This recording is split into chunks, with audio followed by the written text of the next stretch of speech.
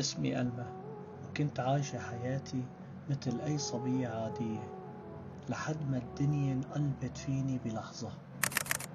بلشت القصة بمنام غريب ما بينتسى. بليلة من الليالي شفت شخص بالمنام قرب مني وقال لي بهمس: خطيبك رح ينسجن. فزيت من نومي مرعوبة، اتصلت بخطيبي وقلت له يلي صار. قام رد علي ببرود وقال لي: مو شرط منامك يتفسر علي يا ألما. وأنا ما لحقت كذب الحلم حتى صار مثل ما شفت بالحرف، وخطيبي انسجن.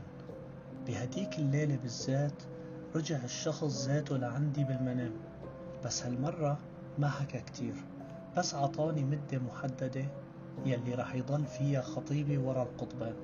وفعلا بعد ما خلصت المدة يلي ذكرها طلع خطيبي، والحياة ضلت ماشية، بس شي جواتي تغير، وكأنه في بوابة انفتحت وأنا ما بعرف. لحد ما عرفت نور، البنت اللي الله كاشف عن بصيرته. كنت كل ما أشوفها ألح عليها وقلها: نور طلعيلي وشوفيلي شو عم بيصير معي. وهي ترفض وتقلي: لا يا ألما، مو وقتها. وبيوم كنا سهرانين أصريت عليها بكل قوتي، وهي وافقت. بوقتها طلعت فيني نظرة خلت الدم يتجمد بعروقي، وهمست لي بصوت خافت: ألما، انت عندك كشف وأقوى مني بكتير، ورح يصير معك شي كبير كتير كتير. نور أخدتني عند الشيخ اللي هي بتعرفه. هذا شيخ موثوق ومعروف بعلمه وقوة روحانياته.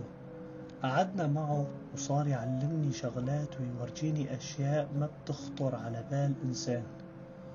وقال لي كلمة علقت بذهني: إذا الله كاشف عن بصيرتك رح تشوفي، وإذا الله ما كاشف عن بصيرتك ما رح تشوفي شي.